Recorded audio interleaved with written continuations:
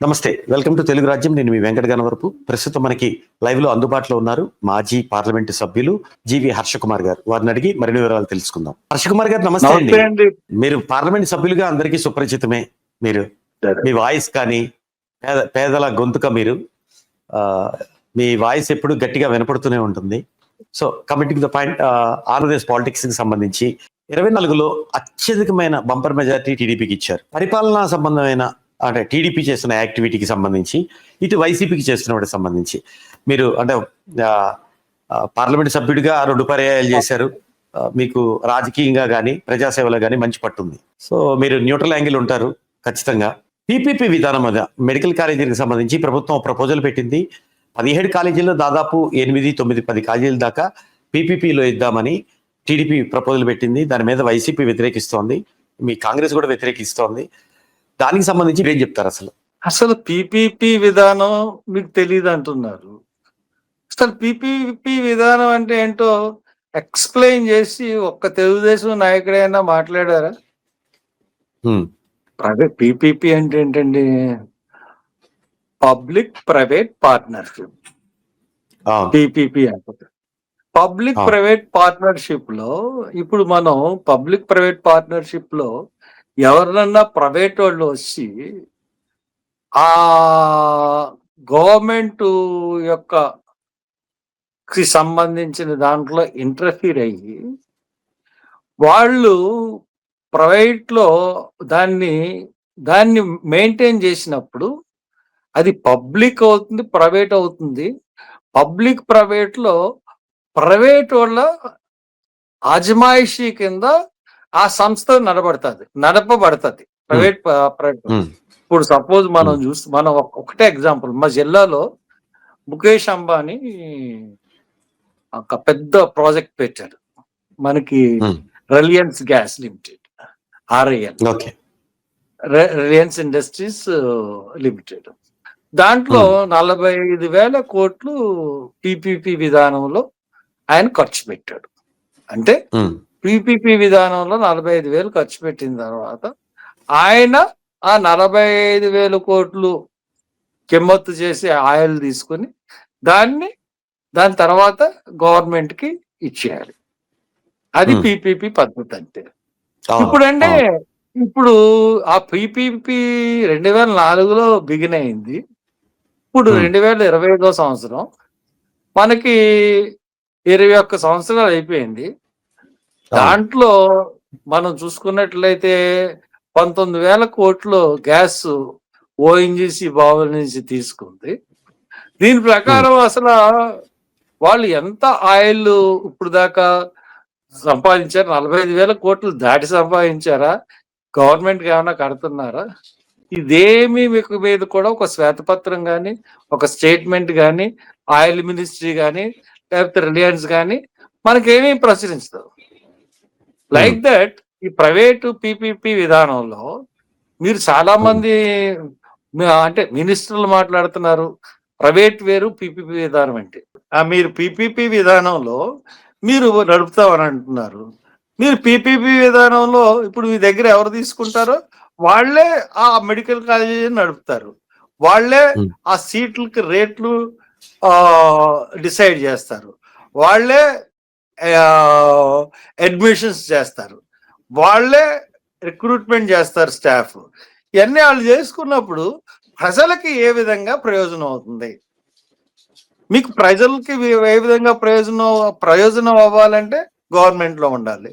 Government లో కూడా ఉండాలంటే గవర్నమెంట్ ప్యూర్లీ గవర్నమెంట్ కాలేజెస్ ఏ విధంగా నడపబడుతున్నాయో ఆ విధంగా నడపబడితేనే ప్రజలకి కానీ లేకపోతే ప్రభుత్వానికి కానీ కొంచెం మర్యాద ఉంటుంది, కొంచెం బాగుంటుంది.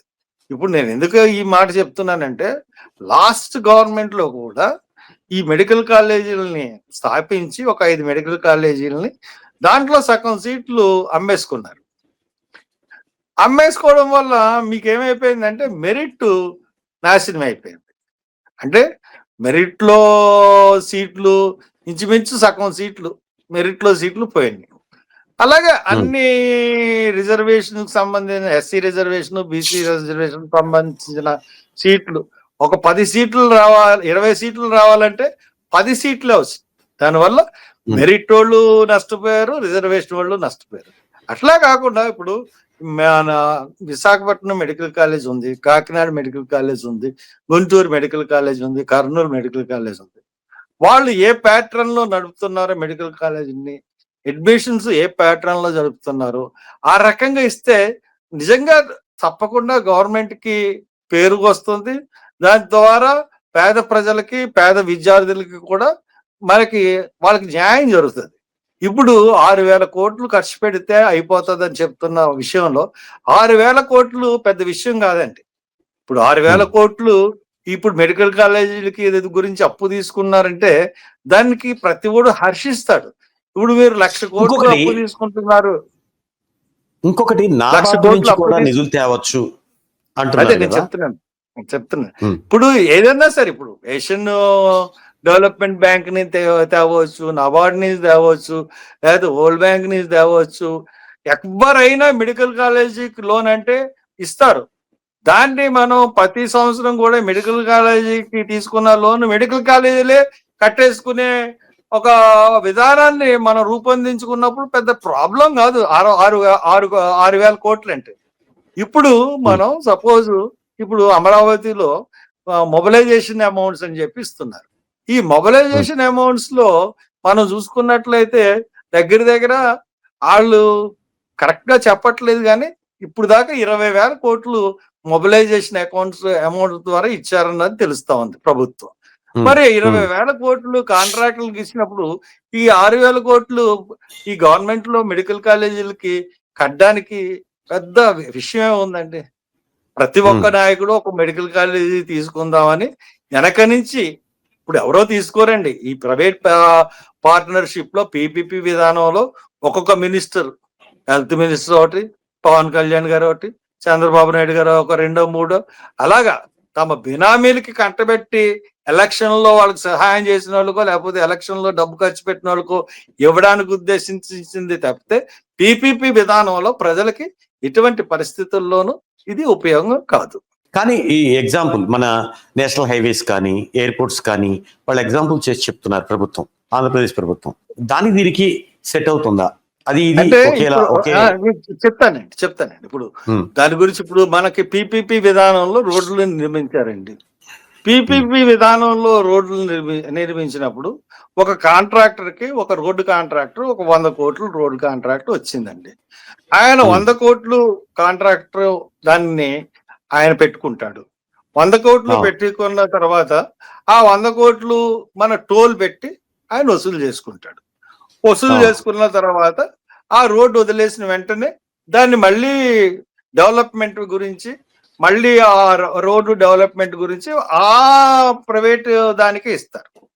టోల్ గేట్ల వల్ల ఎంత బాధపడుతున్నామండి. ఇప్పుడు పివి నరసింహరావు ఒక రోడ్డు సెస్ అని చెప్పేసి కిలోమీటర్కి 1 లీటర్కి కానీ, 1 లీటర్ డీజిల్కి కానీ, లీటర్ పెట్రోల్కి కానీ ఒక పెద్ద మానిటరీ ఫండ్ అరేంజ్ చేశాడు ఈ సెస్, పెట్రోలియం సెస్ కింద. దాని ద్వారా వచ్చిన నిధుల ద్వారా వాజ్పేయి ఈ రోజు రోడ్లన్నీ ఆయన డెవలప్ చేశాడు. ఈ రోజు తక్కిన గవర్నమెంట్లు వచ్చినాయి కూడా దాన్ని అదే విధంగా ఫాలో అవుతూ ఇంకా ముందుకు వెళ్తున్నాయి. ఇది రోడ్ల విషయంలో సక్సెస్ అయిందని విద్య విషయంలో మీరు ఎలా చేస్తారు? ఇది వ్యాపారం చేస్తారా? ఇప్పుడు విద్య వేరు, రోడ్లు వేరు. రోడ్లుకి సంబంధించిన ప్రతిరోజు ఇన్కమ్ ఉంటది, విద్యకు సంబంధించి రోజు ఇన్కమ్ ఉండదు. ఇది ప్రజలు మెరిట్ ఉన్న ప్రజలతో అంటే ప్రాణాలతో చెలగాటమాడుతున్న విద్య ఇది. మెయిన్ రోడ్డు ఎలాగేసినా, ఏ కాంట్రాక్టర్ వేసినా దాని మీద ఇన్స్పెక్షన్లు అయ్యి ఉంటాయి. ఈ మెడికల్ కాలేజీలో మీరు సీట్లు అమ్ముకున్నారంటే మీరు ప్రజల ప్రాణాలతో చెలగాటమాడుతున్నట్టు లెక్క. అంటే ఇటువంటి సున్నితమైన విషయాల్ని రోడ్లతో కంపేర్ చేయడం అన్నది సబబు కాదు. అది చాలా అత్యంత నీచమైంది. ఎందుకంటే అది రోడ్లు వేరు, ఇది వైద్యం వేరు. వైద్యంకి రోడ్లకి మనం కంపేర్ చేయలేం కదండి.